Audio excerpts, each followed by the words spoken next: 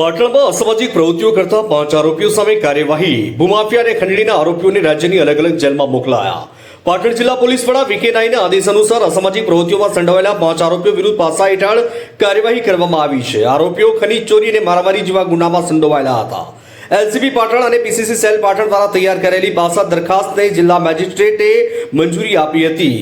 આરોપીને રાજકોટ, ભાવનગર, સુરત, જૂનાગઢ અને અમરેલીની મધ્યસ્થ જેલમાં મોકલવામાં આવ્યા છે। પકડાયેલા આરોપીઓમાં જાબીર હુસેન ગાંચી સામે 4 ગુનાઓ નોંધાયા છે, જેમને રાજકોટ જેલમાં મોકલાયા છે। ગુલામ રસૂલ ઉર્ફે ગુલ્લો ગાંચી સામે 7 ગુનાઓ નોંધાયેલ છે, જેમને સુરત જેલમાં મોકલાયા છે। અબ્દુલ કાદર ગાંચી સામે 4 ગુના નોંધાયા છે, જેમને અમરેલી જેલમાં મોકલાયા છે।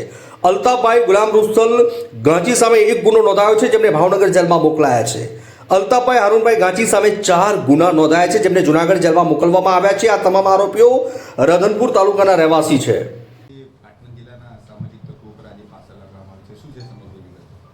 પાટણ જિલ્લામાં અસામાજિક તત્વો વિરુદ્ધ કાર્યવાહી કરવા માટે જે ઝુંબેશ ચાલેલી અને એના ભાગરૂપે એક યાદી તૈયાર કરવામાં આવી હતી અને યાદીમાંથી અમારી પાટણ એલસીબી પીઆઈ અને એમની ટીમે 5 લોકો વિરુદ્ધ પાસાની દરખાસ્ત મોકલી આપેલી। એ આજે મંજૂર થઈ આવતા 5 અલગ અલગ આરોપીઓને અટકાયતમાં લીધેલ છે અને પાસા હેઠળ એમને રાજ્યની વિવિધ જેલમાં મોકલી આપવા માટે તજવીજ કરવામાં આવેલી છે। આજે તત્વોને પકડવામાં આવ્યા છે, ભયજનક વ્યક્તિઓ છે અને એમણે અલગ અલગ ખાણ ખનીજ, મારામારી, 365 જેવા અલગ અલગ હેડના ગુનામાં એ આરોપીઓ છે। જે આરોપીના નામ આપણે લઈએ તો જાબીર હુસેન ઇબ્રાહીમ ગાંચી, જેની ઉપર 4 અલગ અલગ ગુના છે, જેમાં એક માઇન્સનો ગુનો છે, એક અપહરણનો ગુનો છે। આ પ્રકારના ગંભીર ગુનાઓ એની ઉપર નોંધાયેલા છે। એ સિવાયનો એક આરોપી છે ગુલામ રસૂલ ઉર્ફે ગુલ્લો ઇસાક ગાંચી, જેની ઉપર 7 અલગ અલગ ગુના દાખલ થયેલા છે, જેમાં લૂંટધાડ અને માઇન્સના પણ ગુનાનો સમાવેશ થાય છે।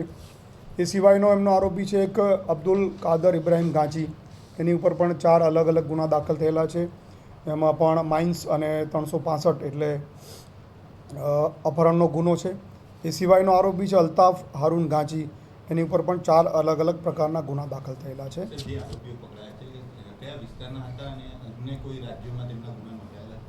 આ જે આરોપીઓ છે એ રાધનપુર વિસ્તારના છે અને રાધનપુરની આજુબાજુના વિસ્તારમાં એમના ગુના નોંધાયેલા છે। અન્ય રાજ્યોમાં કોઈ એમના ગુના નોંધાયેલા નથી। જે રાજ્યની અલગ અલગ જે જેલો છે એમાં રાજકોટ, સુરત, ભાવનગર, જૂનાગઢ અને અમરેલીની જેલોમાં તમામને અલગ અલગ જેલમાં મોકલી આપવા તજવીજ કરવામાં આવી રહી છે।